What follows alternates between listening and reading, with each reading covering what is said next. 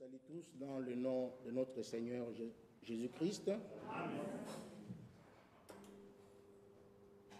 David disait, je suis dans la joie quand on me dit, allons dans la maison de l'Éternel. Parce que c'est là où nous rencontrons notre Dieu, c'est là où nous faisons des expériences surnaturelles avec le Saint-Esprit. Nous allons passer directement à l'essentiel. Pour cela, je vous prie de vous lever. Nous allons lire dans Psaume chapitre 33.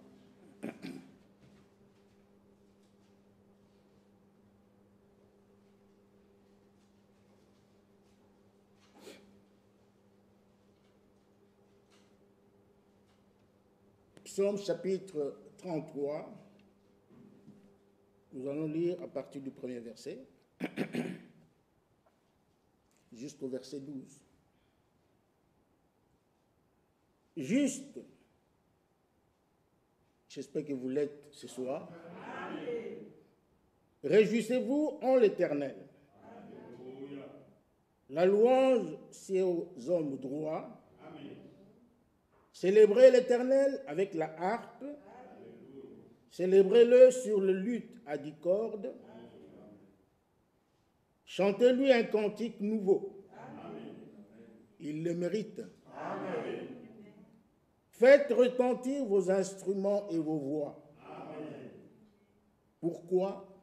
Car la parole de l'Éternel est droite. Amen. Et toutes ses œuvres s'accomplissent avec fidélité. Amen.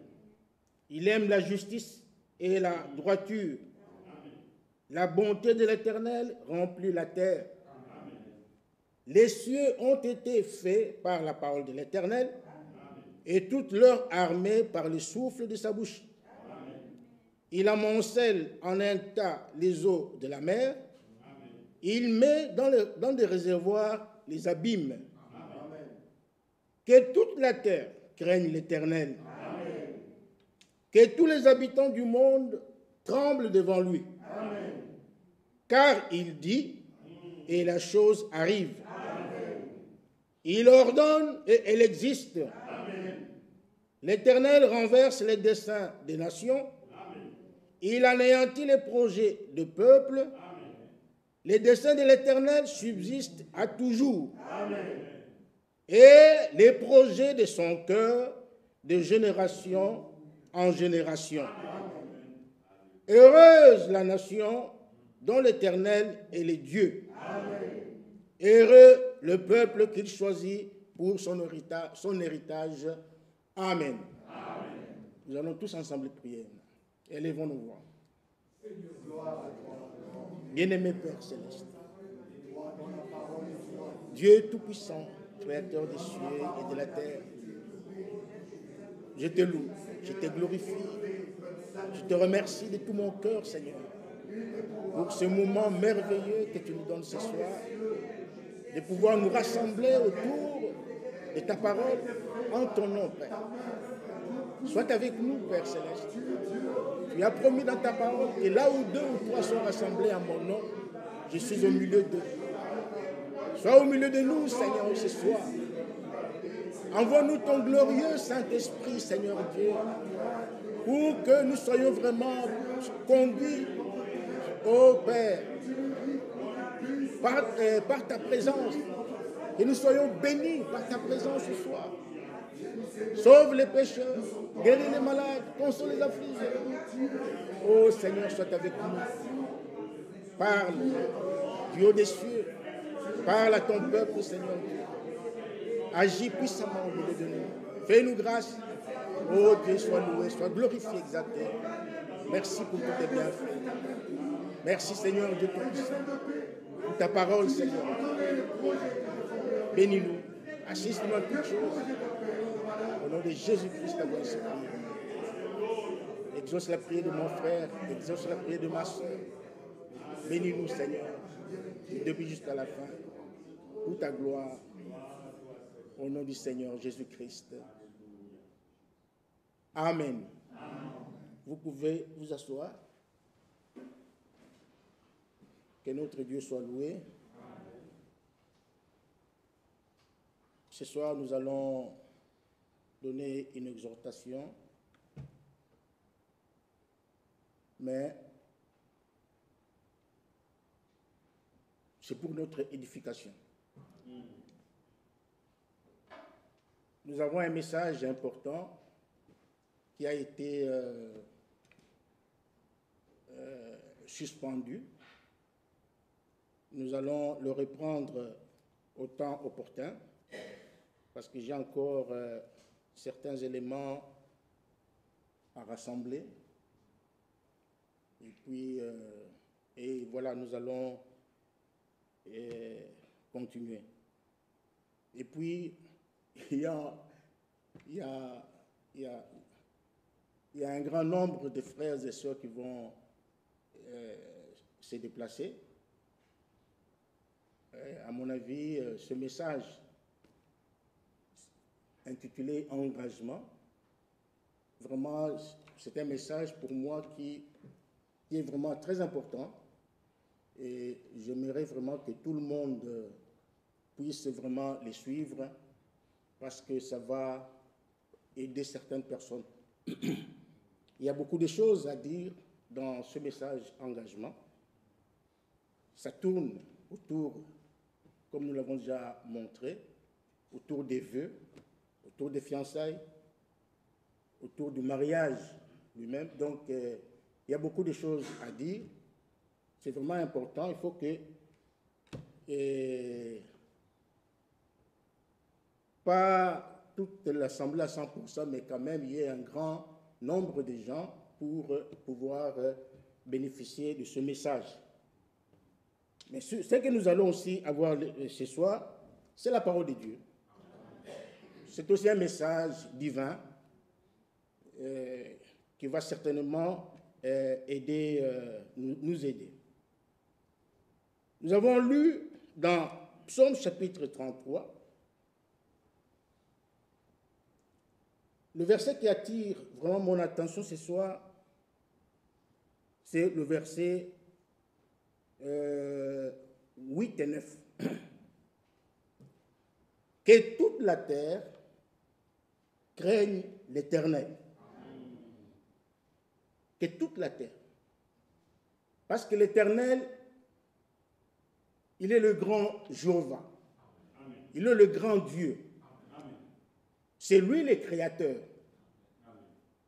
C'est lui qui a créé tout ce que nous voyons et tout ce que nous ne voyons pas. Donc, c'est-à-dire les choses visibles et les choses invisibles. Et toutes ces choses, Dieu les a créées par sa parole. Il dit que tous les habitants du monde tremblent devant lui. Toujours le verset 8. Et au verset 9, il dit, car il dit et la chose arrive. Il ordonne et la chose existe. Là, nous voyons combien la parole de Dieu est puissante. La parole de Dieu est vraiment puissante. Nous allons le voir.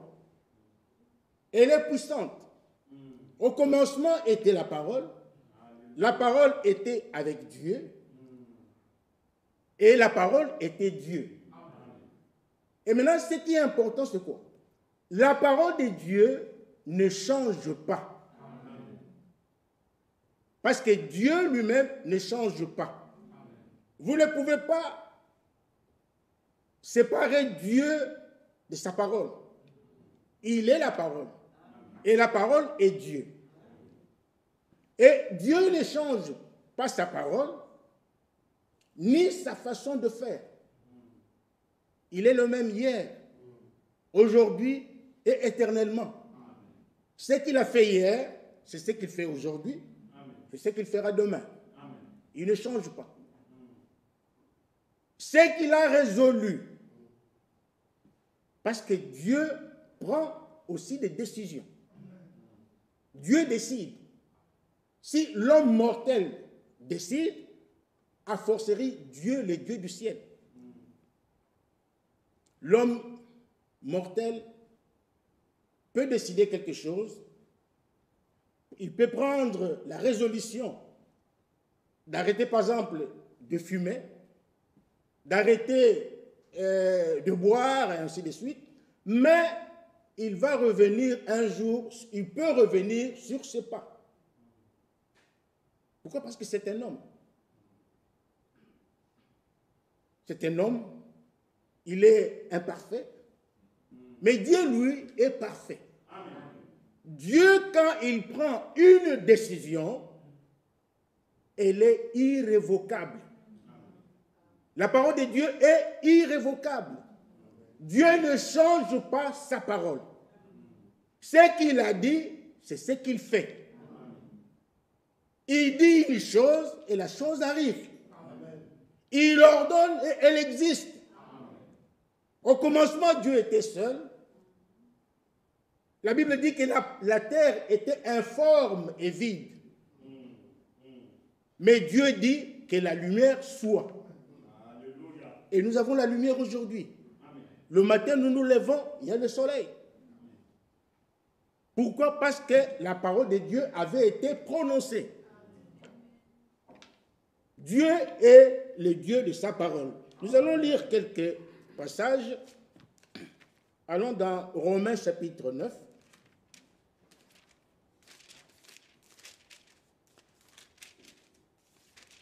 Romains chapitre 9. Nous sommes au verset 28. Car le Seigneur exécutera pleinement et promptement sur la terre ce qu'il a résolu. Amen. Alléluia. Amen. Il est fidèle à sa parole. Amen. Quand il décide de faire quelque chose, la chose doit s'accomplir. Il dit, il exécutera pleinement et promptement sur la terre ce qu'il a résolu. Pourquoi? Parce qu'il est Dieu. Lisons Job chapitre 23. Job chapitre 23.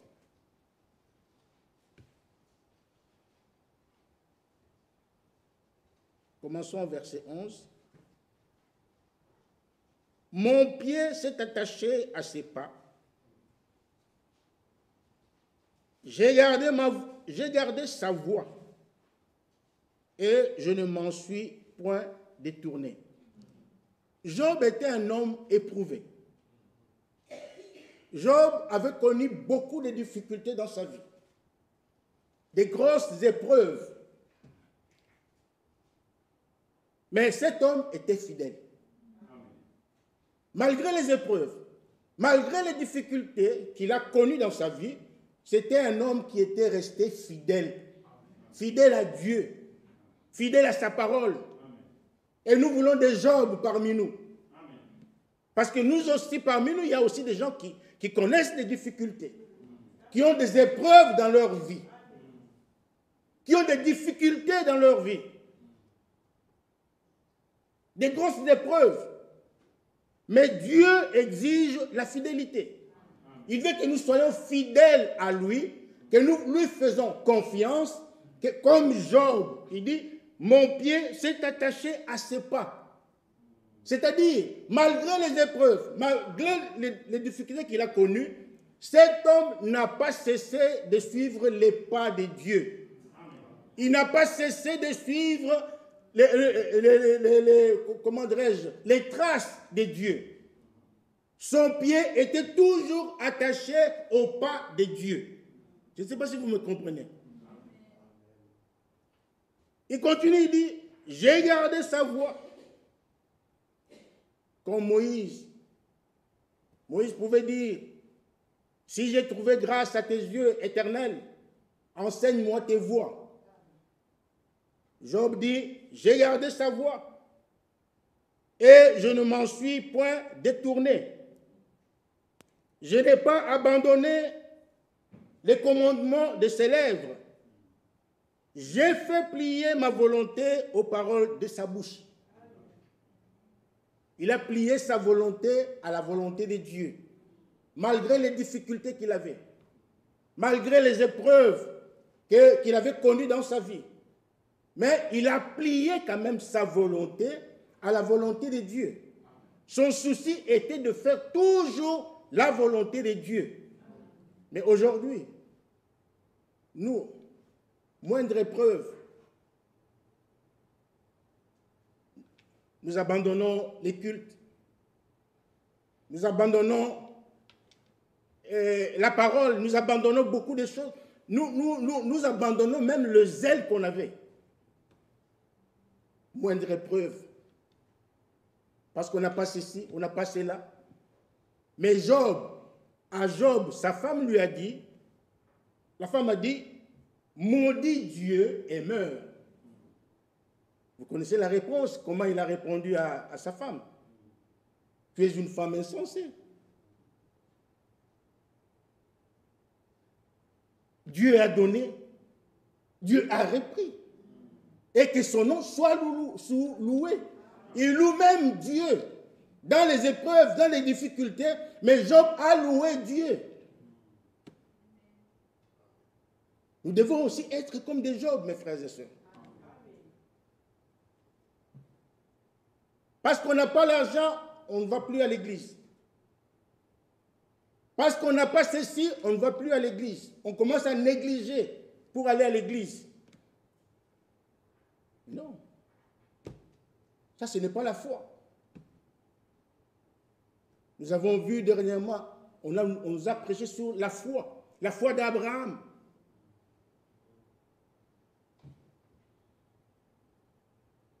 La foi véritable, c'est faire exactement ce que Dieu a dit dans sa parole. Même dans les épreuves, on garde toujours la foi. Même quand ça ne va pas, on garde toujours la foi. On persévère toujours dans la foi. Parce que les épreuves, c'est Dieu qui les donne. Et tout vrai enfant de Dieu qui vient à Dieu doit être éprouvé. Un chrétien qui n'est pas éprouvé doit se poser des questions. Un chrétien qui ne souffre pas dans sa vie, qui n'a pas de complications dans sa vie, il doit se poser des questions. Parce qu'un véritable enfant de Dieu doit passer par les épreuves. Si tu n'as pas d'épreuves dans ta vie, tu es bien, tout va bien pour toi, alors tu dois te poser des questions. Suis-je enfant de Dieu? Ou suis-je un enfant illégitime? Job a persévéré dans la foi. Il a continué à aimer Dieu. Malgré les difficultés, il a continué à aimer Dieu et à le servir. Il continue, il dit, le verset 12, « Je n'ai pas abandonné les commandements de ses lèvres, j'ai fait plier ma volonté aux paroles de sa bouche. Mais sa résolution est arrêtée. Qui s'y opposera? Qui peut s'opposer à la décision prise par Dieu? Quel est cet homme-là? Quel est cet homme qui peut s'opposer à la décision de Dieu? Dieu prend une décision. Mais là, qui peut s'y opposer? Job l'a compris. Job a dit, mais sa résolution est arrêtée. Qui s'y opposera? La réponse est claire, personne. Personne ne peut s'opposer à la résolution de Dieu. Et il continue, il dit, ce que mon âme désire, ce que son âme désire, il l'exécute. Donc ce que Dieu veut, il doit le faire. Quand il décide quelque chose, ça doit s'accomplir. qu'on le veuille ou pas, ça va s'accomplir. Parce qu'il est le Dieu Tout-Puissant. Il est le commandant en chef.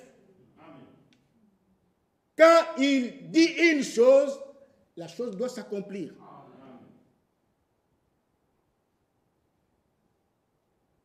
Allons dans Ésaïe. Ésaïe chapitre 14.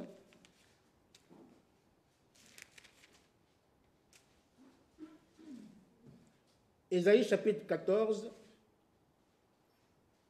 il dit toujours dans le même sens, au verset 24, il dit, « L'Éternel des armées l'a juré en disant, « Oui, ce que j'ai décidé arrivera. Ce que j'ai résolu s'accomplira. » Amen. Amen. Mon frère, même dans ta vie, quand Dieu décide quelque chose dans ta vie, la chose doit s'accomplir. Le problème est que nous devons l'accepter, nous devons connaître la volonté de Dieu.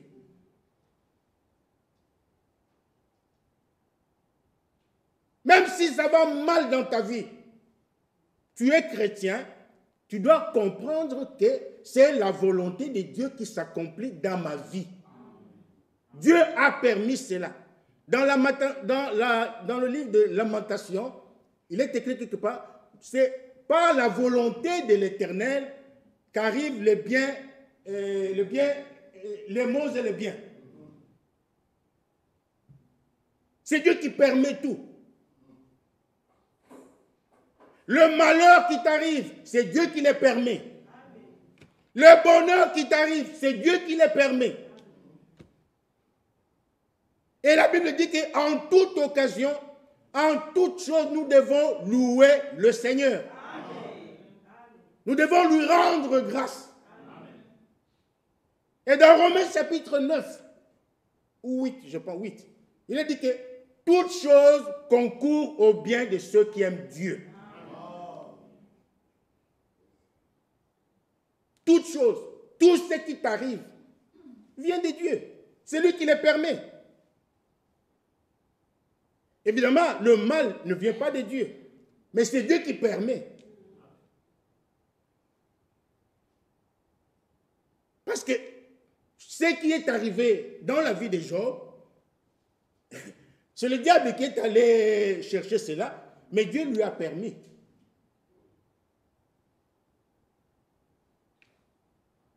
Que Dieu nous aide, mes frères et sœurs. Oui, ce que j'ai décidé arrivera. Ce que j'ai résolu s'accomplira. Nous sommes au verset 24. Maintenant, le verset 27 dit, « L'Éternel des armées a pris cette résolution. Qui s'y opposera? Sa main est étendue. Qui la détournera? Personne. Dieu avait décidé de frapper le monde du temps de Noé à cause du péché. Dieu a décidé et personne ne l'a arrêté. Il a détruit le monde du temps de Noé à cause de leur péché, à cause de leur malice. Et tous ceux qui n'étaient pas dans l'arche ont péri. Ils ont tous péri. Pourquoi? Parce que Dieu l'avait décidé. Et le même Dieu a aussi décidé de détruire le monde actuel, le monde dans lequel nous vivons aujourd'hui, à cause de péché.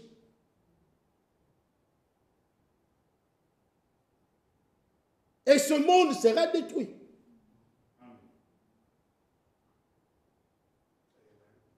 Le monde sera détruit. Lisons Ésaïe, nous sommes déjà dans Ésaïe, lisons au chapitre 13.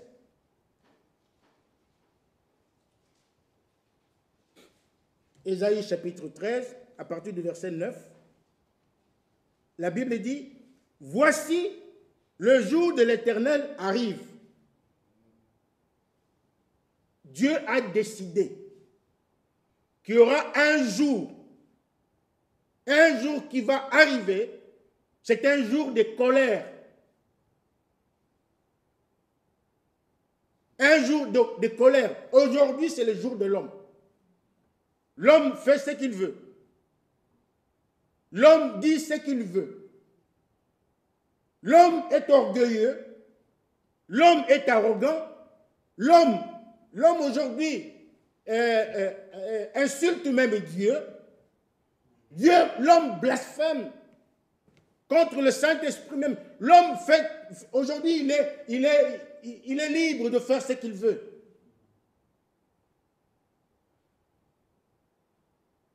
Aujourd'hui, les hommes et les femmes s'habillent comme ils veulent. Ils font ce qu'ils veulent.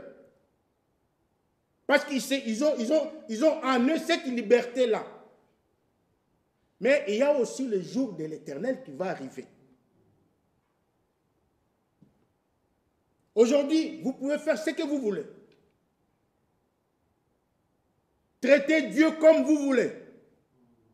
Négligez la parole de Dieu comme vous voulez. C'est bien, c'est votre droit. C'est la démocratie, c'est très bien. Négligez les choses de Dieu comme vous voulez. Négligez l'église du Dieu vivant comme vous voulez. Vous êtes libre, faites-le. Mais la Bible dit ici, voici, le jour de l'Éternel arrive. Ce jour-là est proche. Ce jour-là est proche. Jour cruel. Ce jour-là, c'est un jour cruel. Jour de colère et d'ardente fureur, qui réduira la terre en solitude et en exterminera les pécheurs. Alléluia. Amen. Ce jour-là, lorsqu'il viendra, il va exterminer même tous les pécheurs. Parce que Dieu a pris la décision. Dieu a résolu ainsi. Qui s'y opposera? Personne. Il continue de dire, le verset 10, « Car les étoiles des cieux et leurs astres ne feront plus briller leur lumière, le soleil s'obscurcira dès son lever, et la lune ne fera plus luire sa clarté. » Maintenant, écoutez le verset 11. Dieu dit, « Je punirai le monde pour sa malice. Je ferai cesser... » Non. Oui, je punirai le monde pour sa malice et les méchants pour leurs iniquités. Nous avons déjà montré, expliqué que le méchant, ce n'est pas nécessairement un brigand. Quelqu'un qui se tient, par exemple, quelque part dans le noir, avec un couteau ou une arme quelconque, et commence à faire du mal aux gens. Ravir le bien des gens. Ce n'est pas ça. Ce n'est pas ça le méchant. Le vrai méchant, c'est l'incrédule. C'est lui qui est incrédule. C'est lui qui est désobéissant à la parole de Dieu. C'est celui-là le méchant. Tu écoutes la parole de Dieu, tu la comprends, mais tu ne la mets pas en pratique, tu es méchant devant Dieu. C'est ça la méchanceté.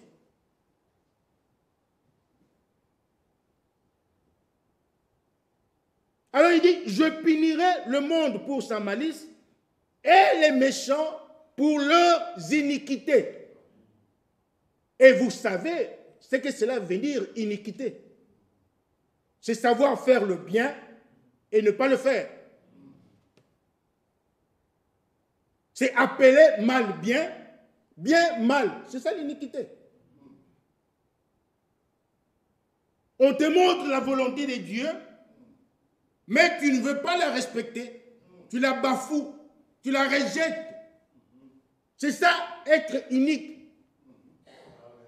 C'est ça l'iniquité. Un vrai enfant de Dieu ne peut pas vivre dans l'iniquité. Un vrai enfant de Dieu, lorsqu'on lui montre la vérité de Dieu, la parole de Dieu, il s'incline. Il s'incline. On ne dit pas qu'on est parfait. Non, personne, moi-même, je ne suis pas encore parfait. Nous commettons des erreurs. Nous commettons tous des erreurs. Mais lorsqu'on te montre l'erreur, en tant qu'enfant de Dieu, qui a la sémence de Dieu dans le cœur, je m'incline. Et je dis, Seigneur, aide-moi, pardonne-moi. Et voilà, demain, on me voit autrement. Parce que nous avons entendu que les œuvres sont l'expression de la foi. Celui qui a réellement la vraie foi mettra en pratique la parole de Dieu. Parce que la foi, c'est faire exactement ce que Dieu a dit dans sa parole. Mais c'est ce qu'Abraham a fait. Abraham, qu'est-ce qui a prouvé qu'il avait la foi? Ce n'est pas parce qu'il était, je ne sais pas comment il était. Non, ce n'est pas parce qu'il parlait, non. C'est l'acte qu'il a commis, qu'il a posé. Prenant son enfant, son unique, il l'amène sur la montagne pour l'exécuter. C'est ça qui prouve qu'il avait la foi en Dieu. C'est ça. Il n'y a pas autre chose. C'est si simple, c'est vraiment simple, c'est simple comme bonjour.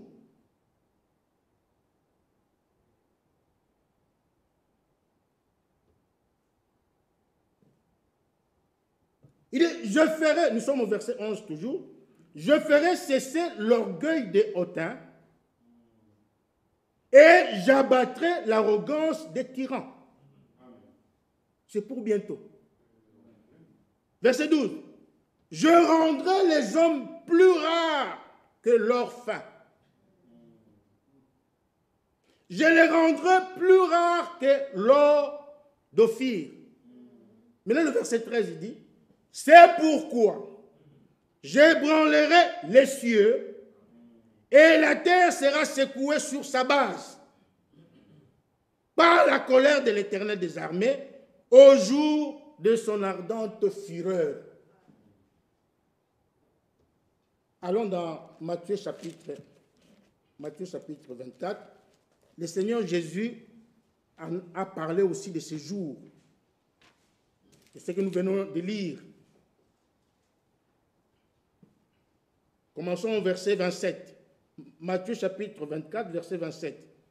Au verset 27, on nous parle de l'enlèvement, de l'avènement du Seigneur. On nous dit, car comme l'éclair part de l'Orient et se montre jusqu'en Occident, ainsi sera l'avènement du Fils de l'homme. Donc, il s'agit là de l'avènement du Seigneur, c'est-à-dire du retour de notre Seigneur. Alors, ceux qui seront enlevés sont les bienheureux. Ce sont des gens qu'on appelle les élus. Ce sont des gens qui ont fait des expériences surnaturelles avec le Saint-Esprit. C'est-à-dire, ces gens-là ont eu la véritable foi d'Abraham en eux et ils sont nés de nouveau. Ils ont été baptisés dans l'eau au nom du Seigneur Jésus-Christ parce qu'ils étaient nés de nouveau. Et en plus, ils ont fait l'expérience de la justification, la sanctification et le baptême du Saint-Esprit. Et ces gens-là ont droit à l'enlèvement. Il y aura d'abord l'enlèvement. Après l'enlèvement, le monde va souffrir. Ces choses, je ne vous les dis pas pour vous faire peur, mais c'est pour vous mettre en garde. Ce sont des choses qui sont écrites dans la Bible. Nous devons les connaître. Après l'enlèvement, il y aura une grande tribulation sur la terre. Les gens vont souffrir. Ceux qui vont rester sur la terre, même les 144 000 qui sont en Israël, vont passer par le jugement de Dieu. On n'a pas le temps d'entrer dans le détail parce il fallait parler de Daniel chapitre 9 et tout ça. On ne va pas parler de ça. Mais sachez tout simplement que si tu rates l'enlèvement, ce que nous avons lu dans Ésaïe 13, c'est toi qui vas le vivre. C'est toi qui vas le vivre. Et après l'enlèvement, qu'est-ce qu'il y aura? Le verset 29.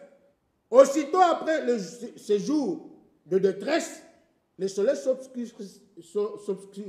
s'obscurcira, la lune ne donnera plus sa lumière, les étoiles tomberont du ciel et les puissances des cieux seront ébranlées. C'est ce que nous avons lu dans Ésaïe 13. N'est-ce pas? Vous êtes là? Amen. Alors le signe du Fils de l'homme paraîtra dans le ciel.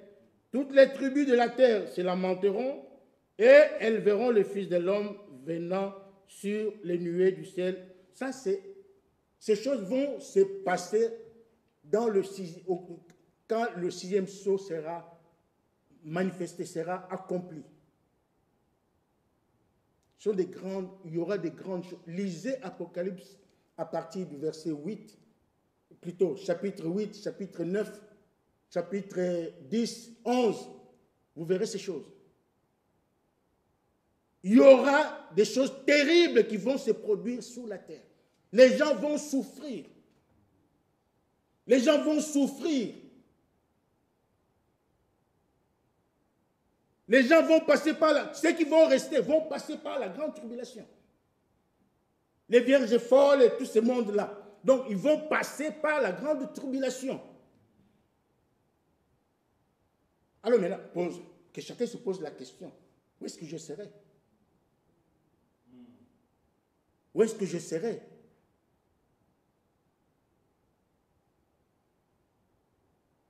Je serai enlevé?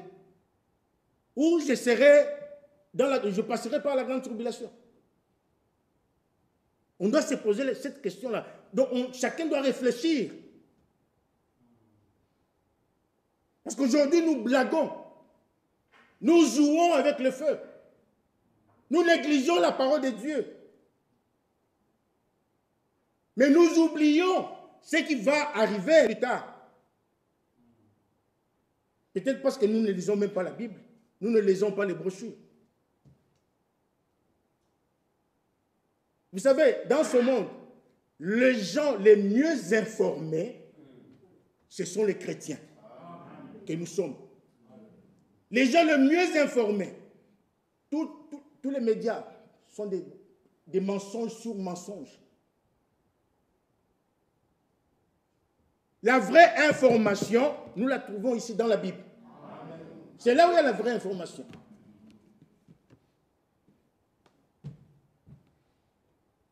Que Dieu nous aide, mes frères et sœurs. Il n'y a plus de temps. Lisons Apocalypse chapitre 6. Apocalypse chapitre 6.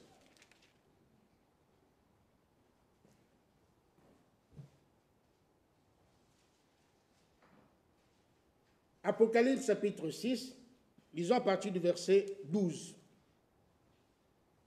Je regardais quand il ouvrit le sixième sceau et il y eut un grand tremblement de terre. Peut-être parmi nous ici, je ne sais même pas, il y a peut-être des gens qui ne savent même pas le sceau c'est quoi. Quand on parle du premier sceau, deuxième sceau, troisième sceau, les gens ne savent même pas ça veut dire quoi. Parce que vous ne lisez pas les brochures. Vous ne vous informez pas.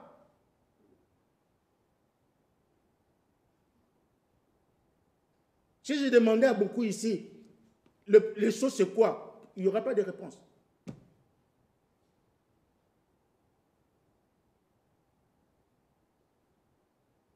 Mais pourtant, le message le message que nous avons reçu en ce temps de la fin se trouve dans les sceaux.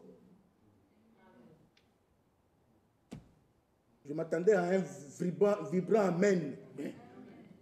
Mais c'est vrai. Le message que vous appelez message, oh, j'ai reçu le message, mais c'est dans le sceau. C'est là où Dieu a révélé. C'est pourquoi Frère Franck insiste, il dit, lisez les brochures surtout à partir de 1963. Il sait ce qu'il dit.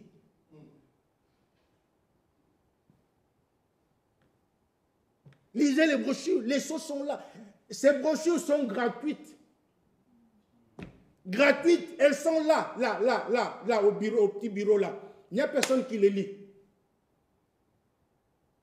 Il n'y a personne, je ne sais pas s'il y a quelqu'un qui est déjà venu demander, frère Job, est-ce que je peux avoir les sceaux pour aller lire? Je ne sais pas. Mais je me souviens, la sœur José me demandait de lui donner les brochures, les sceaux H de l'église, quelque chose comme ça. Que Dieu te bénisse, ma sœur, c'est bien. Il faut lire. Le message est pour nous. Il faut le lire. Il faut connaître ces choses. N'attendez pas qu'on... Et puis quand on va commencer à prêcher par exemple les sceaux, il y aura beaucoup de gens qui vont dormir dans la salle.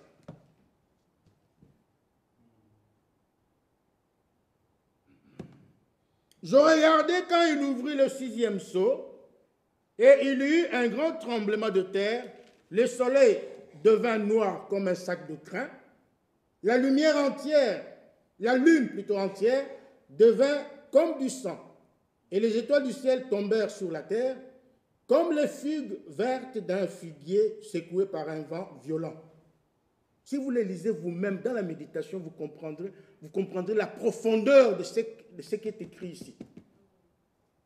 Le verset 14, « Le ciel se retira comme un livre qu'on roule, et toutes les montagnes et les îles furent remuées de leur place. » Maintenant, écoutez le verset 15, très profond. Le verset 15 dit, « Les rois de la terre, tous les rois que vous voyez aujourd'hui, que vous connaissez aujourd'hui, les rois de la terre, les grands, les chefs militaires, les riches, les puissants, tous les esclaves et les hommes libres se cachèrent dans les cavernes et dans le rocher des montagnes. » Ces gens qui règnent aujourd'hui, qui sèment la terreur dans les gens, dans la population. Surtout là-bas chez nous en Afrique, là, mais c'est terrible. Il suffit d'avoir un petit grade ici, donc cela suffit pour mater tout le monde. Tous ces gens-là, les chefs militaires, les rois qui règnent aujourd'hui, tous ces gens qui font souffrir les gens, les riches, égoïstes, tous ces gens-là, ces jours-là, la Bible dit qu'ils vont se cacher dans les cavernes et dans les rochers des montagnes. Mais là, en ce moment-là, l'épouse est déjà partie dans l'enlèvement. L'épouse est déjà enlevée. Et il continue au verset 16. Et ces gens-là, ils disaient aux montagnes et aux rochers, tombez sur nous et cachez-nous. Donc, les gens qui demandent aux montagnes de les couvrir, c'est mieux qu'une montagne tombe sur moi que de vivre la colère de Dieu. Parce qu'ici, c'est le jour de la colère de Dieu. Et il disait aux montagnes et aux rochers, tombez sur nous et cachez-nous devant la face de celui qui est assis sur le trône et devant la colère de l'agneau. Maintenant, le verset 17 dit, car le grand jour de sa colère est venu, et qui peut subsister? Qui peut subsister devant la colère de l'agneau? Personne. Personne. Ce n'est pas pour rien que nous nous époumonons ici à la chaire pour vous parler de la sanctification, vous parler de la préparation. Préparez-vous. Nous nous époumonons tous les jours ici. C'est pour éviter ça. C'est pour éviter ça. Et dans Apocalypse 9, chapitre 9, Apocalypse chapitre 9, lisons le verset 6. Parce que c'est le chapitre qui parle aussi de la tribulation. Il dit, en ces jours-là, c'est-à-dire le jour de la colère de l'Éternel, la Bible dit, les hommes chercheront la mort et ils ne la trouveront pas. Est-ce que vous saisissez vraiment la profondeur de la chose? Ils chercheront la mort et ne la trouveront pas. Ils désireront mourir et la mort fuira loin d'eux. Aujourd'hui, on blague avec la mort. Ah bon, je préfère mourir que... Non, vaut mieux la mort. Mais ces jours-là, aujourd'hui, on cherche la mort. Les gens, c'est comment? Comment on dit ça? Se suicident. Hein? Les autres prennent... Aujourd'hui, on joue avec la mort. Dans la mort, donc on la minimise. Mais ces jours-là, les gens vont chercher la mort, mais la mort fuira loin d'eux.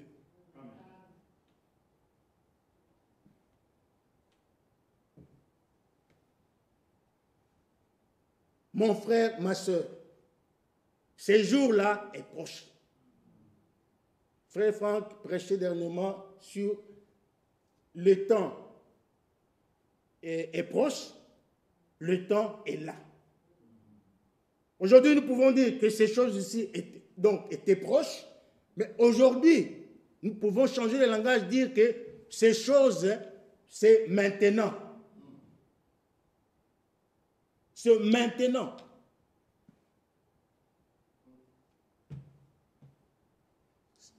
Dieu est fidèle à sa parole. Quand il dit une chose, la chose doit arriver. Quand il l'ordonne, la chose doit exister. Toutes ces choses vont arriver un jour, vont bientôt arriver. Le temps est là. Le temps est là. Mon frère, ma soeur, que chacun mette sa vie en ordre. Arrêtez avec la réaction, la récréation que vous avez eue pendant longtemps. Arrêtons de minimiser la parole de Dieu. Ça, c'était une partie. Il y a beaucoup de choses à dire. Nous allons continuer le vendredi pour vous montrer que la parole de Dieu est vivante. La parole de Dieu est efficace. J'ai encore 5 minutes. On peut lire Hébreux chapitre 4.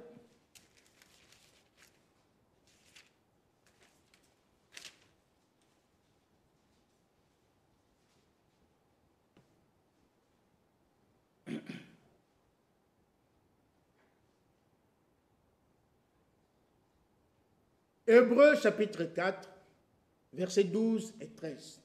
Le verset 12 dit, « Car la parole de Dieu est vivante et efficace, plus tranchante qu'une épée quelconque, à 2 tranchants, pénétrante jusqu'à partager âme et esprit, jointure et moelle, elle juge les sentiments et les pensées du cœur. »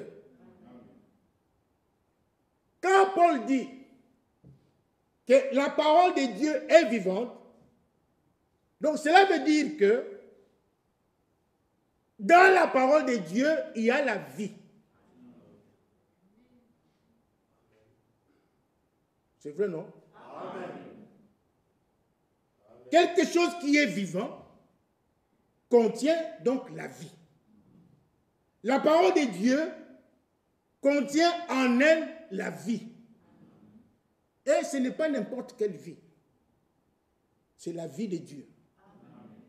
Et la vie de Dieu est éternelle. C'est pourquoi nous parlons de la vie éternelle. Pour avoir la vie éternelle, il faut que la parole de Dieu soit en toi. Il faut l'accepter. La vivre. Si vous allez dans Psaume, je crois, 119, si je ne me trompe pas, 119, on dit, je serre la parole de Dieu, la parole de l'Éternel dans mon cœur, afin de ne pas pécher contre toi. Un vrai enfant de Dieu, qui a réellement reçu la parole de Dieu, qui croit à la parole de Dieu, doit la conserver dans son cœur avec jalousie. Pourquoi? Parce que d'abord, il doit comprendre l'importance de la parole de Dieu. L'importance de la parole de Dieu. Si quelqu'un a réellement compris l'importance de la parole de Dieu, il va la conserver dans son cœur avec beaucoup de jalousie. Paul dit, plutôt David dit, je serre ta parole dans mon cœur afin de ne pas pécher contre toi. Mais aujourd'hui, nous avons des raisonneurs, des gens qui raisonnent. Ne fais pas ceci. Ah, mais non, mais voilà. Mais un chrétien ne peut pas faire. Ah, mais oui, mais non. Mettez la parole de Dieu en pratique et évitez les raisonnements. Ne raisonnez pas avec la parole de Dieu. La parole de Dieu, on la croit, un point trait. Et si tu la crois réellement, et puis vous, c'est comme nous l'avons dit, vous pouvez nous tromper. Vous pouvez nous tromper. Mais Dieu, on ne le trompe pas. Vous ne pouvez pas tromper Dieu. Tu peux faire semblant de... Non, je crois, oui, je crois. Nous croyons, oui, nous voyons que oui, il croit. Mais Dieu, lui, ne voit rien en toi. La parole est vivante. C'est-à-dire, elle contient la vie de Dieu en elle. Et elle est aussi efficace. C'est-à-dire, quelque chose qui est efficace, c'est quelque chose qui produit des effets. Des effets qu'on attend de la chose. C'est pourquoi, dans Ésaïe 55, il est dit, la parole de Dieu ne peut pas revenir à Dieu sans avoir accompli les effets pour lesquels elle a été envoyée. Si réellement tu as reçu la parole de Dieu en toi, mais on le verra. On le verra. On le saura. On va glorifier Dieu. Parce que c'est visible. C'est visible.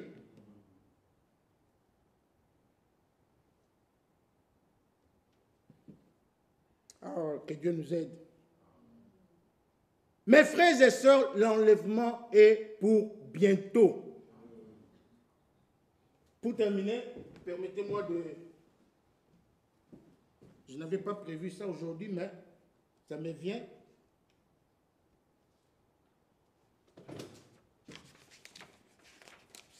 J'ai lu Frère Franck dans la lettre sur Claire 33 de janvier 1987. Et il dit ceci. Le Seigneur a, au cours des différents âges, envoyé des prophètes qui ont remis sur les chandeliers certaines vérités bibliques. Les croyants de chaque âge seront jugés selon la parole qui leur a été annoncée. Cependant, c'est maintenant, à la fin du temps de la grâce, qu'il s'est révélé lui-même et qu'il a dévoilé tout son conseil. Il continue, il dit, le temps est passé où un croyant juge les autres. Ce temps-là est déjà passé. Mais maintenant, c'est le temps de te juger toi-même. Il dit, maintenant, chacun doit se laisser juger lui-même par la parole qui nous a été apportée. Ah. Bon, on laisse ça pour le vendredi. Maintenant, c'est le temps où chacun doit porter en lui-même la parole de Dieu. Amen. La parole doit être en toi. Et si la parole de Dieu est en toi, tu n'as pas besoin de le dire. Tu n'as pas besoin de le dire. Nous le verrons. Nous le verrons. La foi et l'obéissance marchent toujours ensemble. La foi et l'obéissance marchent toujours ensemble. Frère Franck avait lu, avait commenté un passage. Bon, je m'arrête là. On va continuer le vendredi pour ne pas prendre beaucoup de temps. Nous allons continuer le vendredi. Mais c'est un passage qu'il a lu dans Philippiens chapitre 2, au verset 8, où il est écrit qu'il s'est humilié lui-même, se rendant obéissant jusqu'à la mort, même jusqu'à la mort de la croix. Ça, c'est notre Seigneur.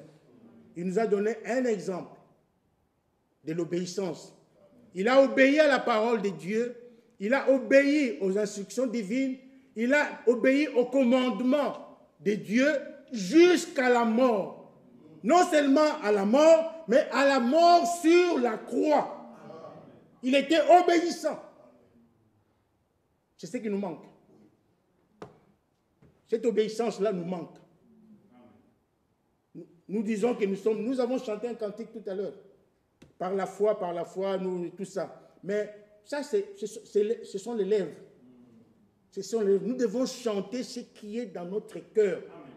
Nous devons chanter ce que nous vivons. Notre vie que nous vivons. Il faut que ce cantique-là soit une vie en chacun de nous. Amen. Que le Seigneur vous bénisse. À vendredi, Dieu voulant.